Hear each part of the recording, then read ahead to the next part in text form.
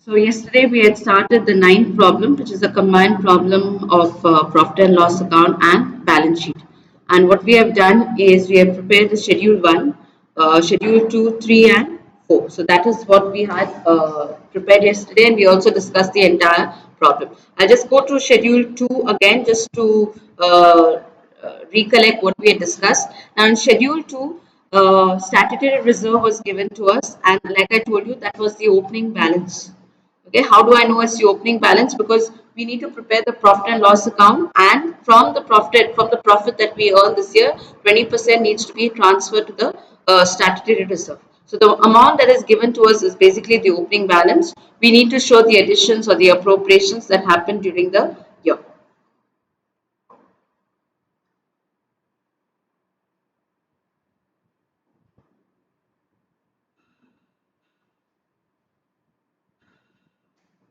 So this is the reserves and surplus. We have written the opening balance, additions during the year, and also the balance in P&L account. We have some P&L account given to us, but they've said there it's the opening balance. Okay, they've clearly mentioned it's the opening balance. So what comes here will be the final answer of your P&L account.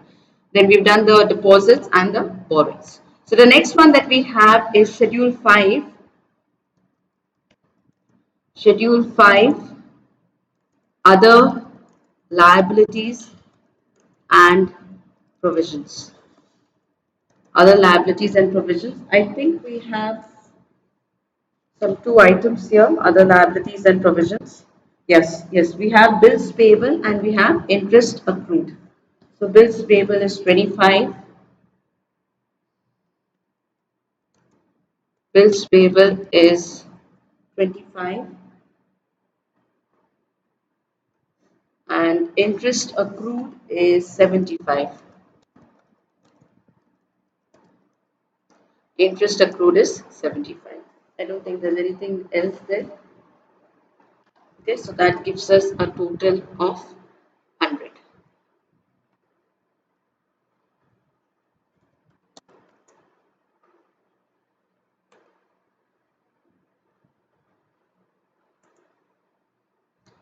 Then we have schedule 6. So that's called cash and balances with Reserve Bank of India.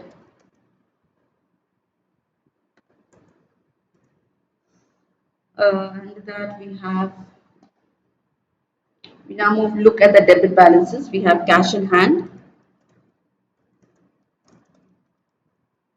which is 200, and we also have balances cash with RBI. Cash with RBI, which is 100. So the total here is 300.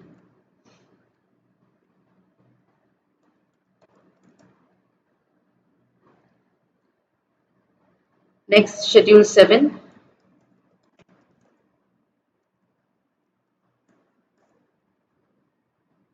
Schedule 7 is balances with banks and money at call and short notice.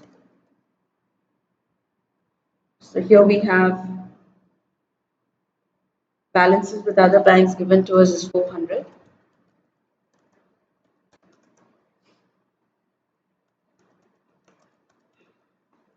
Balances with other banks is 400, and we also have money at call, and I think there's no money at call and short notice.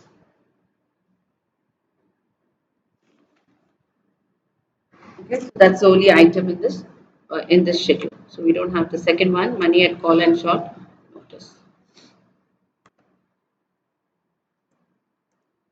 Next, we come to schedule 8. Schedule 8 is investments.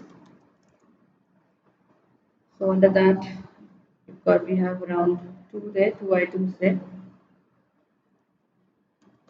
Investment in government securities,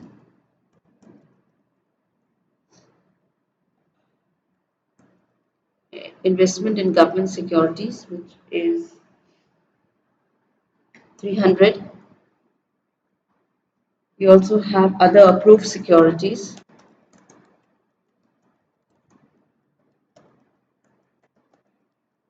which is 100. So the total here is 400.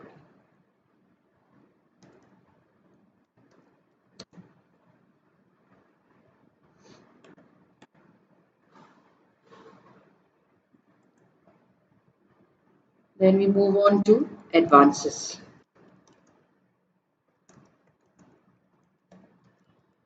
Okay. Now we need to be a little careful here. Uh, we need to be a little careful here. I'll just go back to the problem again, just to explain something with regard to advances.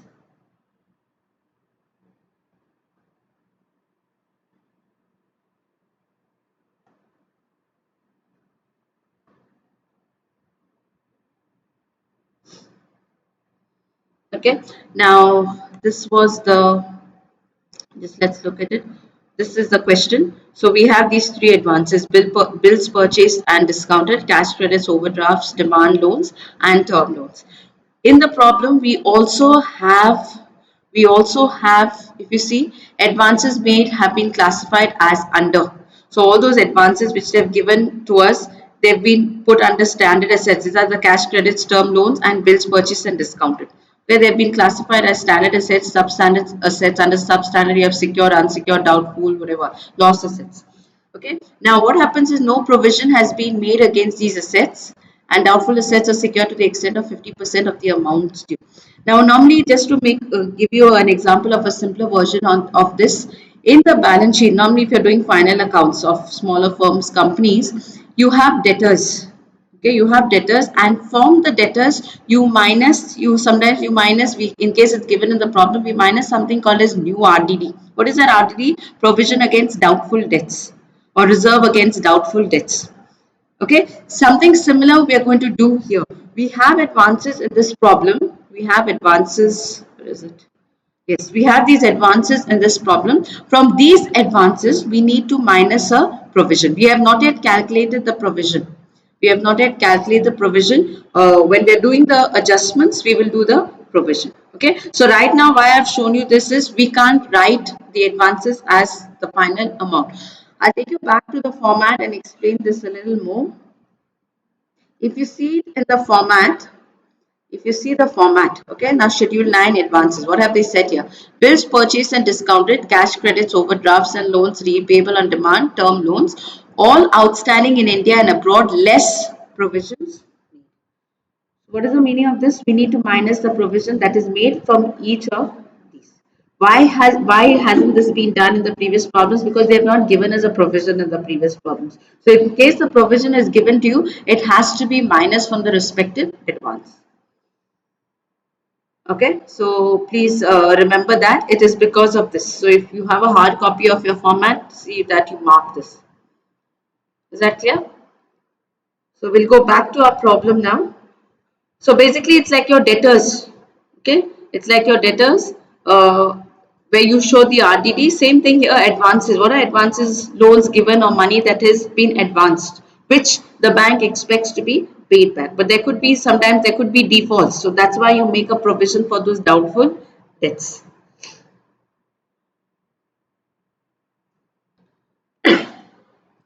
So advances, we have three items here. Uh, Bills purchased and discounted,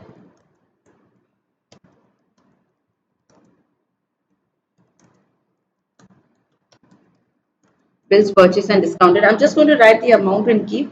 Once we calculate the provision, that's when I'm going to minus it. Next, we have cash credits, overdrafts,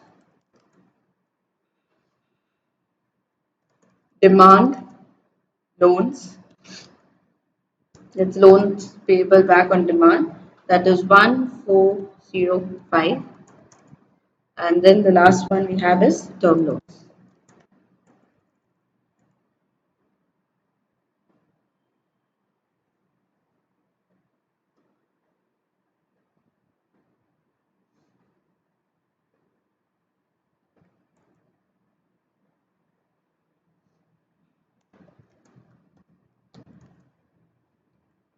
Term loans are 1267. 1267. Okay. Right now we don't know the total, so we will get it only once we finish calculating that provision, that table.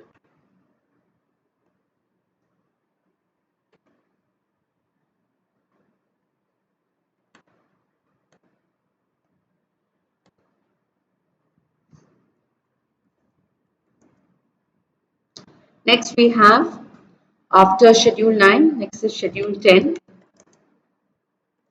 which is fixed assets. So here we have premises.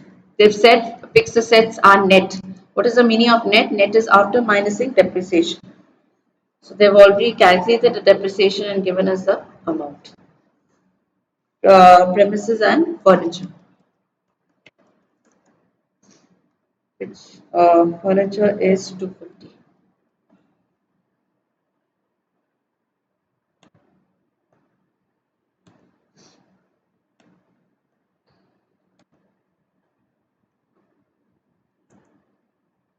So the total here is 1470.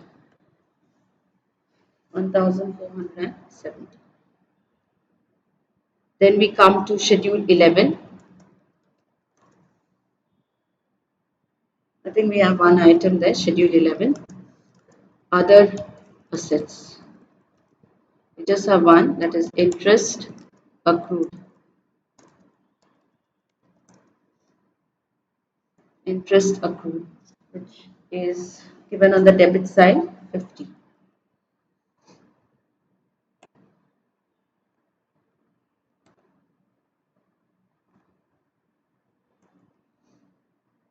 Then schedule 12.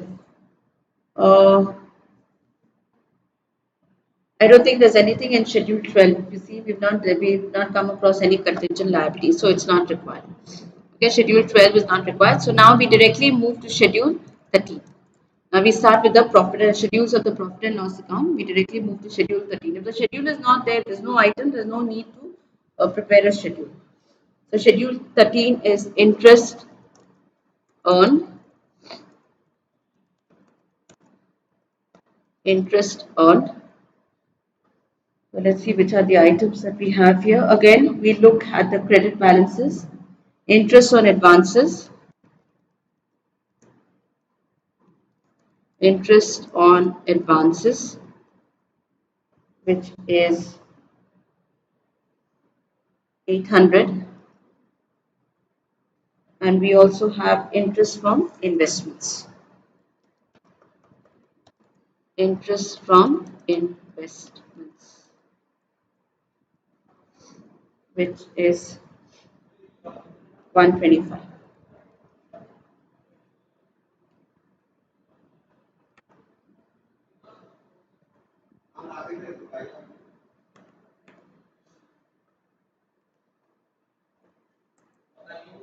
So the total interest earned is 925.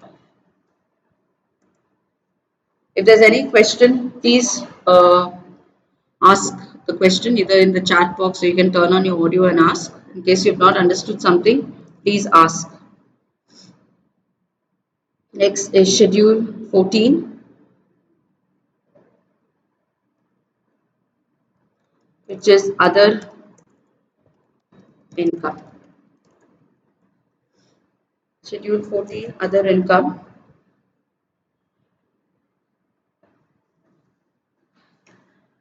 Here we have three items. Yes, commission, exchange, brokerage. Commission, exchange, brokerage, which is 200.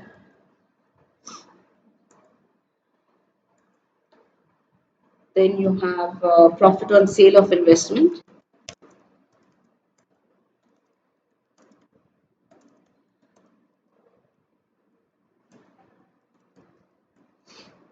which is 20. and other revenue receipts,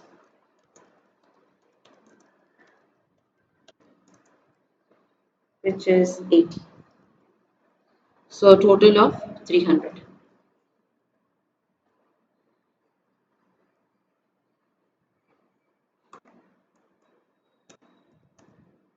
Total of 300. Then it's schedule 15, which is interest expended.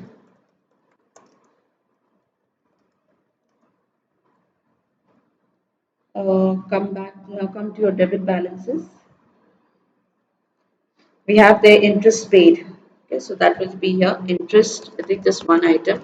Interest paid will be 120. That's it. There's nothing else here.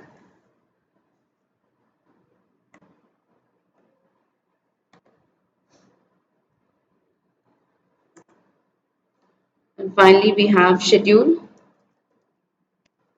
16, which is operating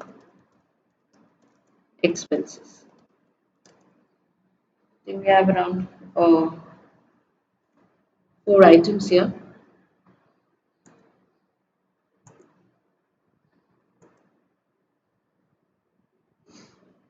So the first one is salary, which is 75. Then we have printing, which is 35, printing and stationery. Then postage, which is 20. And last is repairs, which are 25. So the total comes to, I think it's 155. The total is 155. So what we have done right now is we've completed all our schedules. Okay, so let's start posting the items and then we can calculate whatever is the balance. Okay, let's start posting the items and then we can calculate what is the balance or what we need to calculate. Then we can probably go to the adjustments. So we'll start with the balance sheet, whatever we can.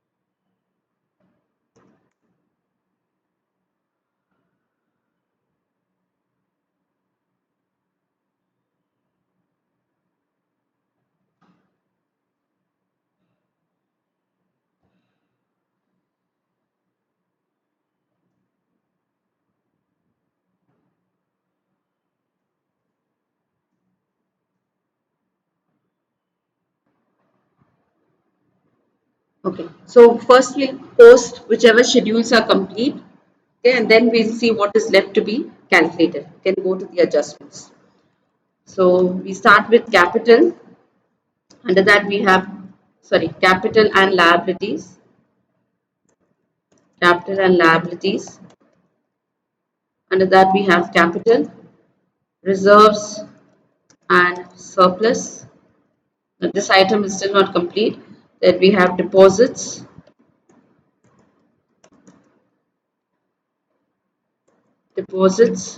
borrowings, other liabilities and provisions. Other liabilities and provisions. 1, 2.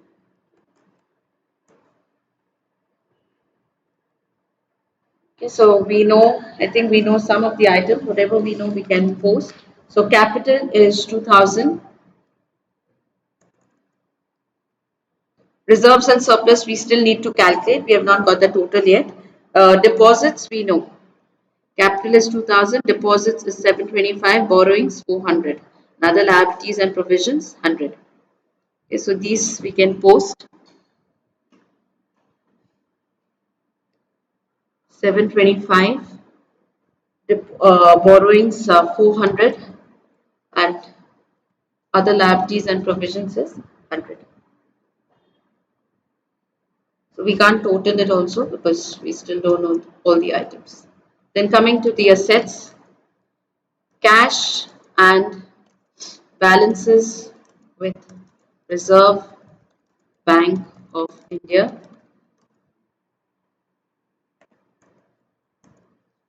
Then we have balances with banks and money at call and short notice.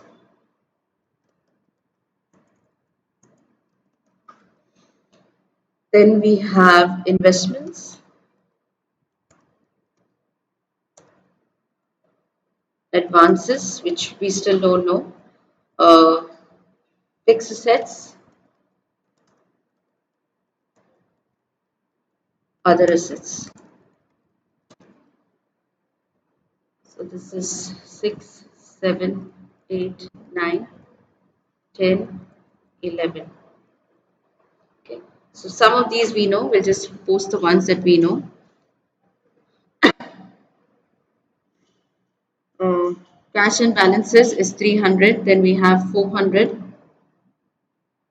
300, 400, 400.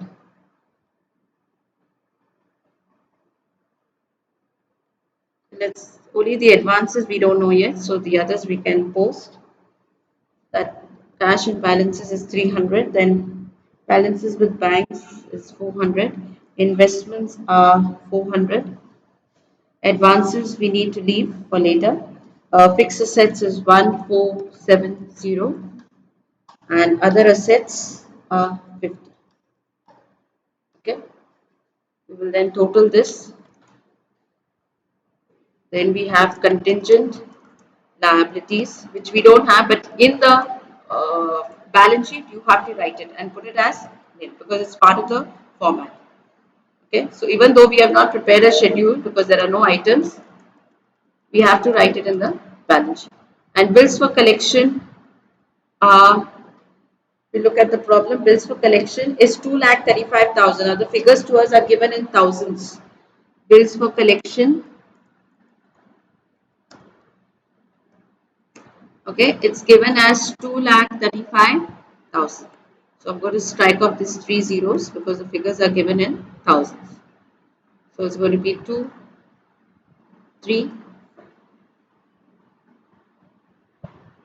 Okay. Now we move on to the profit and loss account. Form B, Form A is the balance sheet, Form B is the profit and loss account. So the first thing that we have is income. Okay, and under income we have interest, interest earned, and other income. We have finished with 12 in the balance sheet, so here we start with 13. Now the interest earned, we check down. The interest earned is 925, other income is 300. 925, other income is 300. So the total here comes to 1225. 1225. The total of income. Next we move on to expenditure. Under that, the first thing is interest expended.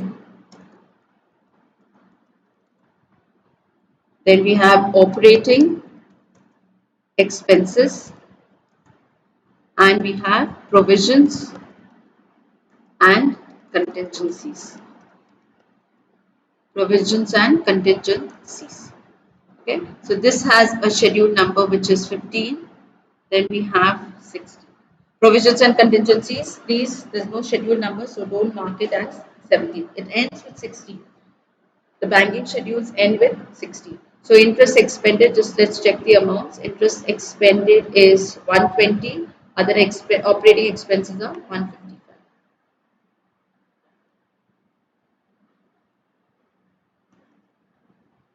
Okay, now we can go back to our calculations, because provisions and contingencies, we have one provision here, that's provision for doubtful debts. Normally, which are the two items we try to recollect from what you have learned in the profit and loss account? Under provisions and contingencies, we have provisions for doubtful debts, and we also have provision for taxation. In this problem, there's nothing given to us about taxation, so we just have to calculate that one provision, which is provision for doubtful debts.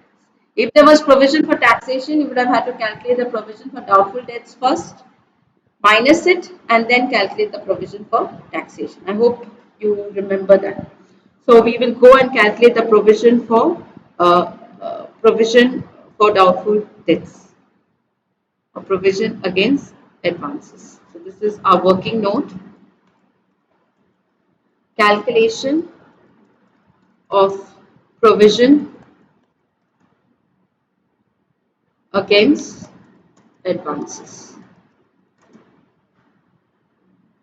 Calculation of provision against advances. Okay. Now, there's something else. If you can just look at your problem. Just open the problem here. Something that I didn't discuss yesterday, because I thought I'll keep it for when I'm actually doing the provisions. So this is the table that is given to you. Okay, this is a table that is given to you. They've classified various assets. They've said standard assets, under cash credits it's this much, under term loans this much, bills purchased this much, and the percentage of provision is 0.40%, 0.40%. So for each of these, we have to calculate how much is 0.40 and make a provision for each of these. Substandard assets, they've given it to you as secured and unsecured. These are the secured portions, these are unsecured. If there's nothing here, that means there's nothing under bills purchased and discounted in substandard assets. There are no bills purchased discounted which are substandard assets. Okay, so calculate separately for secured. Secured, the percentage is 15%, unsecured is 25%. You see, as we go on, the percentage increases because the risk actually increases, the risk of recovery. Okay, so that's why the percentage increases. Doubtful assets, they've classified as to doubtful up to 1 year, doubtful from 1 year to 3 years, and more than 3 years. So for each of these, if you see, the provision increases. Okay, more than 3 years may not even come back, but they have made a provision. So under cash credits, these are the amounts. For each of these, we have to calculate this percentage. Here also we have to calculate this percentage. Here we don't have anything. And finally, loss assets, 100% provision. Now, one thing, no provision has been made against these. Doubtful assets are secure to the extent of 50% of the amounts due. Now, here, in case of substandard assets, they've given you how much is secured, how much is unsecured. In case of doubtful assets, they've just said up to 1 year, 1 year to 3 years, more than 3 years. But in the further, they're telling you these are secured to the extent of 50%. That means, for example, if I take this figure up to 1 year under cash credits, okay, they are saying 50% of this is secured. That means 50% becomes unsecured. So that we need to calculate separately. Similarly here, 50% of this is secured, 50% will be unsecured. Similarly here, say 20, 60, 80. If 80 is a full thing, 50% is secured, 50% is not unsecured. So 40 is secured, 40 is unsecured. Why is this happening? Only because of this adjustment. Oh God, I forgot to share my screen. Okay, this is what I was explaining to you. I hope some of you have looked at the problem. So I was talking about this table. Okay, what has happened is they've given you the percentage of provision and they've given you how much we have in each of these categories. These are all our advances. Okay, but they have classified them as standard, substandard, doubtful, and loss. And if you see, as we go higher or as we go on, the categories become more riskier and the percentage of provision increases because the risk of recovery is very low or the risk of recovery is very high. Okay, the risk is very high. That is, there may not be chances of recovering these amounts. Now, what I was explaining is that in case of substandard asset, they've given secured, unsecured. But in case of doubtful asset, they're giving it to you in the adjustment as secured to the extent of 50% of the amounts due. That means out of these amounts, all these amounts, 1, 2, 3, all these that come under doubtful assets, all these amounts, 50% is secure, 50% is unsecured. So if you take 50, 25 will be secure, 25 will be unsecured. This is only for doubtful assets, not any other category. Other categories you have to take how it is. If this adjustment was not given to us, I would have just calculated this provision. But because of this adjustment, I need to show separately secured and unsecured. So what am I going to do is, in the problem,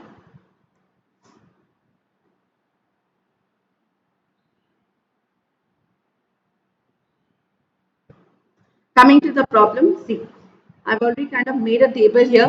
We have standard assets. Okay, let's go order in order. So standard assets, if you take 0.40%, 1003 into 0.40, it's not 40%, right? It's 0.40. There's a huge difference. It's a very small percentage.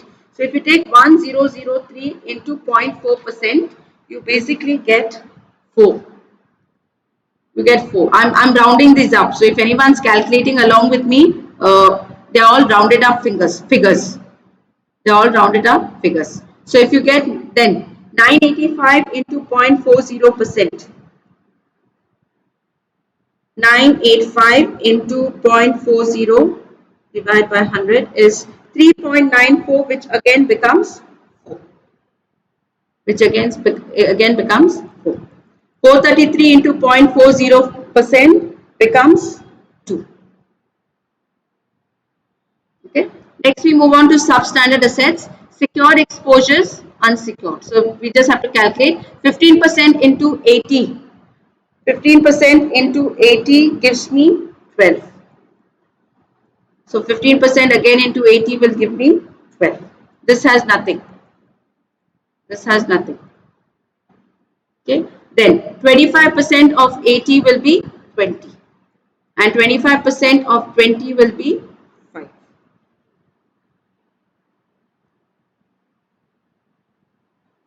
Is that clear?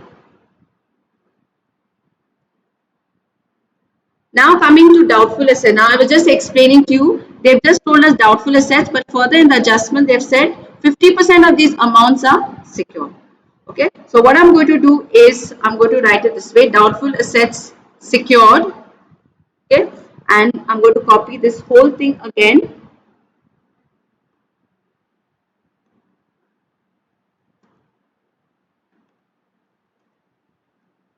And doubtful assets unsecured. Now this is not given to us directly in the problem. The figures we will have to calculate. Okay, so what is going to happen here now? This 100 is going to become 50 and the remaining 50 is going to go in the unsecured portion. Okay, this is going to become 60, the remaining 60 will go here. And this is going to become 25, the remaining 25 is going to go here. Okay, then we will calculate the percentage. The percentage will be the same. The percentage will be the same. Okay. Similarly, this is 20 right now. This will become 10. The remaining 10 will go here. This is 60, comes 30, and the remaining 30 will go here. This is 40. Sorry, this is 80. 40 will be here, and 40 will go here. Okay. Now, finally, the amount will be the same. Okay. Even if you are not separated, but you have to show it how much is secured and how much is unsecured. So 50% is secured, 50% is unsecured. Now coming to this, sorry, okay, I just made a small error here. Now when it comes to doubtful assets unsecured, it's not the same percentage. When it's unsecured, it is 100%. A small error here. For all it is because it is unsecured. So basically there is no security for the bank to even recover the money because it's unsecured. It's given against no security. Okay, so it's given against no security. So for the unsecured part, unsecured portion, it is 100% provision. So if I calculate 25% of 50, it will be 25% of 50 comes to 13. I think just one. Let's check. Yeah, 12.5 comes to 30. 25% of 10 will be 2.5, which will make it as 3. Similarly, 40% of 60 is 24, and 40% of 30 is 12. 100% of 25, the entire 100% means the entire becomes a provision, so that becomes 25. 100% of 40, entire becomes a provision. Similarly, 100% of 50, for doubtful, I said it's 100% provision. 100% of 50 is 50. 100% of 10 is 10. 100% of 60 is 60. 100% of 30 is 30. 100% of 25 is 25. 100% of 40 is 40. 100% of 12 is 12. 100% of 22 is 22. These are loss assets. Okay, loss assets, there is no hope. So if you total these things, if you total all the amounts,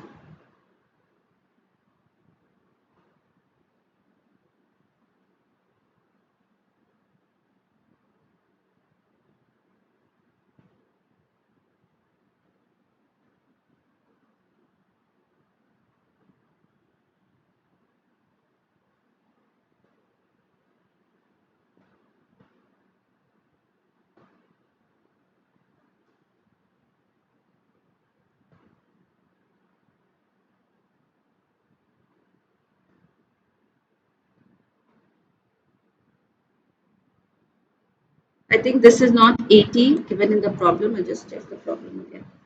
Sorry, this is not 80, this is 40. Okay, just make the correction in the question. This is not 80, this is 40. So this basically becomes 10. This is not, just make the correction and change the question also. It's 40. So the total here 1405. The total comes to 235. The total here is 4 plus 12 plus 5 plus 3, 12, 40, 10, 30, 40, 22. It comes to 178. And here we just have one amount, that is 2. Okay. So basically, this is all nil.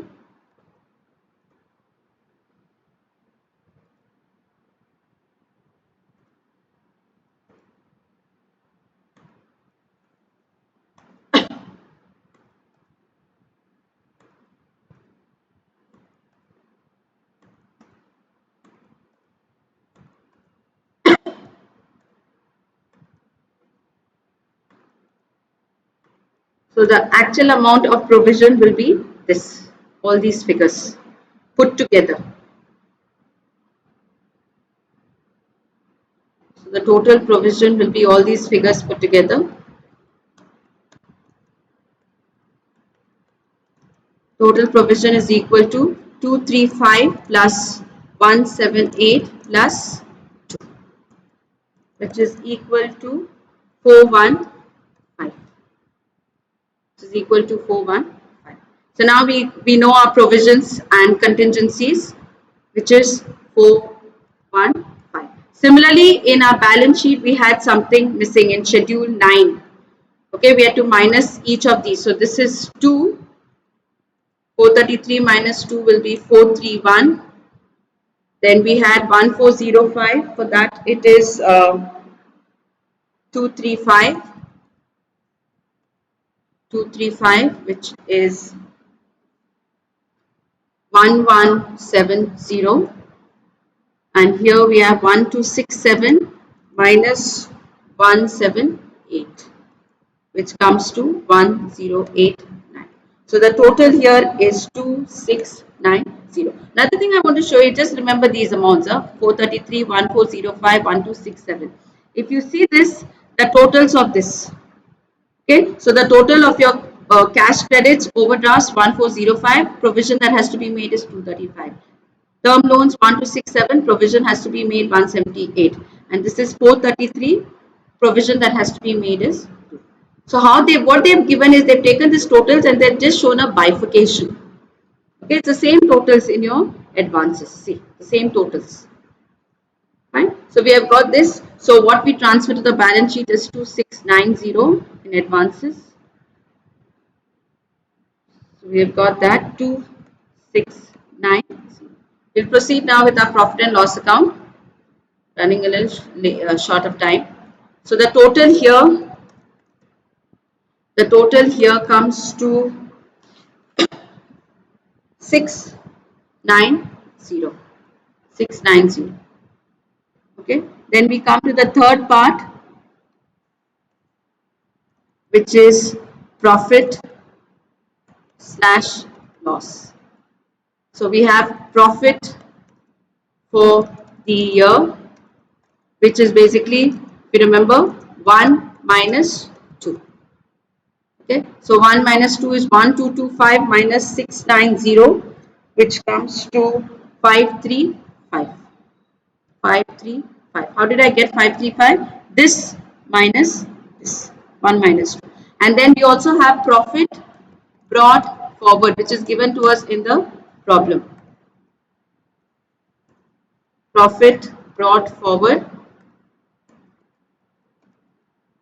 which is, you can just check your question, that 1st April 2014, which is 650. So the total of this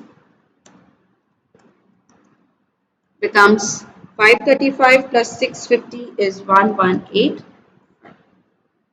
Okay, the last part, appropriations. There is just one, I think, here, which is not the mandatory one, transfer to statutory reserve. Transfer to statutory reserve, which is 20% into the only the current year's profit. Okay, please remember that always, it's just the current year's profit. So 20% of 535, which comes to 107.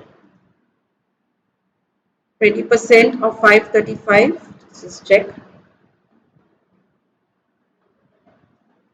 It's 107. Okay, so that's it.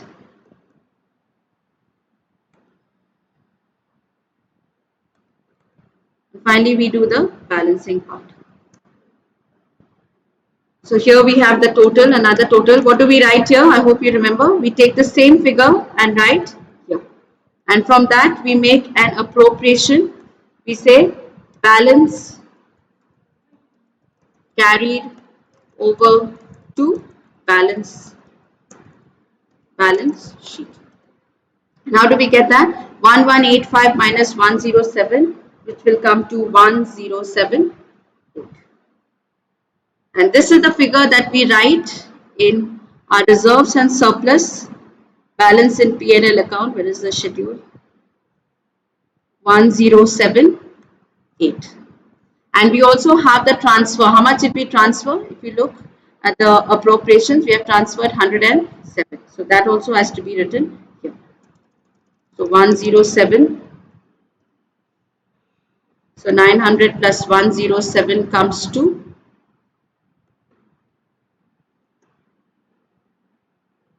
1007. So here we have a total.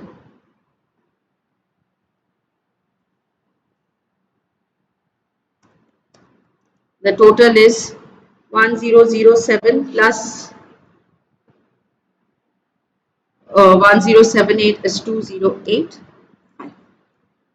So transfer this 2085 to your balance sheet, and hopefully the balance sheet also will tally. So the balance sheet total is 5310. 5310. Okay. In case somebody has, we've got 10 minutes more, so if somebody has any difficulties, please ask. If you want me to explain something again, I've slightly hurried up with the problem so that I am able to finish at least one problem of a combined problem. The next problem